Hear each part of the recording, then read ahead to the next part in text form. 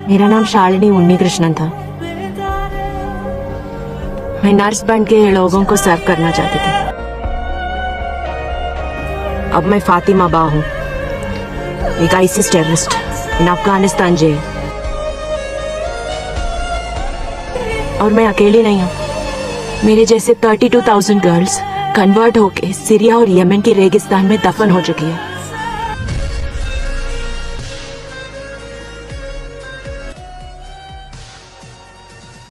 भारत में हर साल ना जाने कितनी फिल्में आती रहती हैं, वहीं कुछ एंटरटेनमेंट और कुछ एक्शन से भरी होती हैं।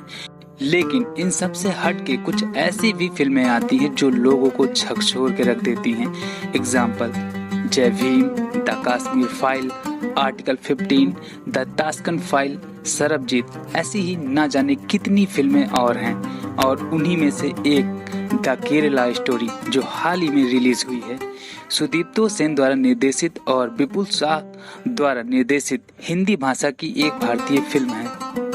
कथानक केरल महिलाओं के एक समूह की कहानी है जो धर्मांतरित होकर मुसलमान बन जाती हैं और चरमपंथी Islamic State of Iraq and Syria में शामिल हो जाती हैं। फिल्म ने खुद को एक सच्ची कहानी के स्पष्ट चित्रण के रूप में प्रस्तुत किया है और यह दावा किया है कि केरल की हजारों महिलाओं को इस्लाम में जबरदस्ती परिवर्तित किया जा रहा है और ISIS में भर्ती किया जा रहा है। इस दावे ने एक विवाद को जन्म दिया, लव जिहाद, जिसे रोमियो जिहाद के नाम से भी जाना जाता है और इस्लामिक फोबिया षड्यंत्र सिद्धांत है जो कि भारत अथवा गैर मुस्लिम देशों में प्रचलित है, जिसके अंतर्गत माना जाता है कि यह सिद्धांत के अंतर्गत मुस्लिम पुरुषों गैर मुस्लिम समुदायों से जुड़ी महिलाओं और लड़कियों को इस्लाम में धर्म परिवर्तन के लिए लक्षित करते हैं।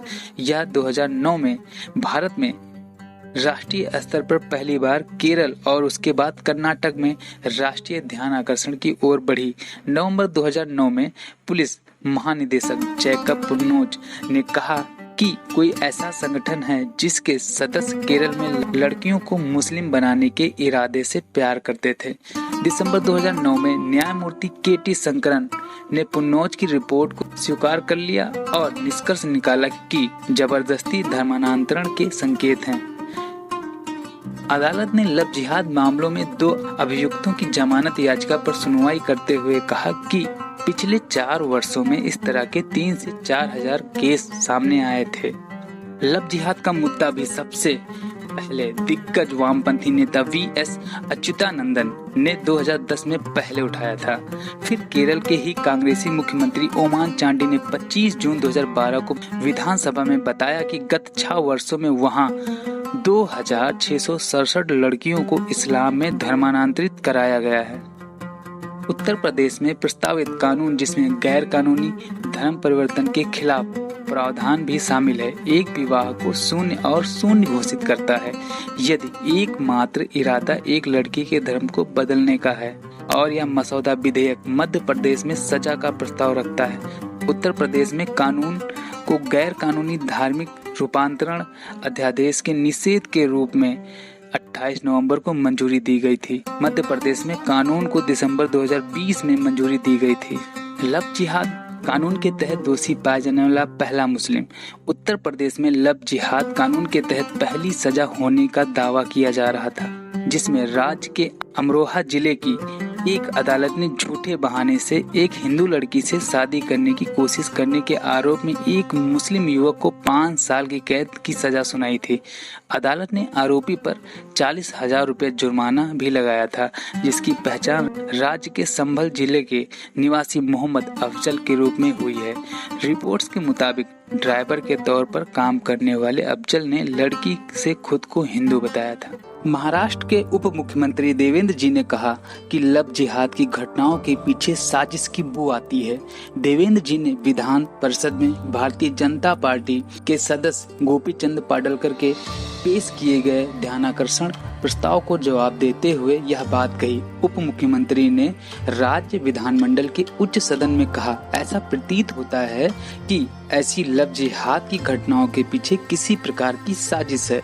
जब बहुसंख्यक समुदाय द्वारा इस मुद्दे को लेकर रैलियां की गई हैं तो सरकार इसे नज़रअंदाज नहीं कर सकती है। उनकी मांगों पर संज्ञान लेना जरूरी है।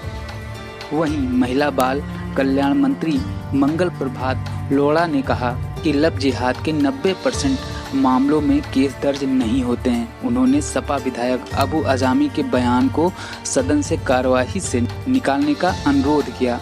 आजमी ने लोढ़ा पर आरोप लगाया था कि उन्होंने सदन को गुमराह किया है कि राज्य में 1 लाख से अधिक लव जिहाद के मामले हुए हैं।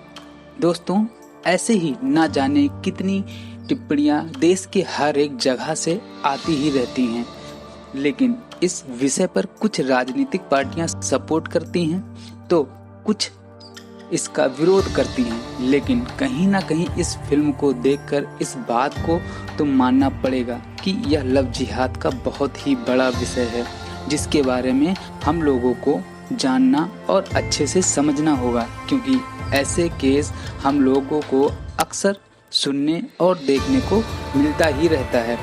बहुत से यूट्यूबर और महान भाव लोग इसको गलत मानते हैं और उनके हिसाब से ऐसा कुछ भी नहीं है, यह सिर्फ एक प्रोपोगेंडा है। तो उनके लिए सिर्फ एक ही बात बोलूँगा कि थोड़ा खोजबीन और कर लें। ऐसा मैं इसलिए बोल रहा हूँ कि हर साल ना जाने कितनी घटनाएं घटित होती हैं, उनमें से कुछ तो फाइलों में ही दम तोड़ देती हैं और कुछ ही न्यूज़ में देखने को मिलता है। अभी कुछ दिनों पहले श्रद्धा, जिसका नाम आपने सुना ही होगा, श्रद्धा के साथ अमिताभ ने जो खौफनाक करतूत की, उसने श्रद्धा के 100 के 35 टुकड़े कर दिए। ये आखिर क्या है? लव जिहाद नहीं तो इसे क्या कहेंगे? अगर इतना कुछ होने के बाद भी लोगों की आंखों में पट्टी बंधी है तो कोई क्या कर सकता है। तो दोस्तों, जानकारी अच्छी लगी हो तो चैनल को सब्सक्राइब कर दो और कमेंट करके जरूर बताएं वीडियो कैसी लगी। तो दोस्तों, मिलते हैं ऐसे ही किसी नेक्स्ट टॉपिक में। जय हिंद मेरे दोस्तों।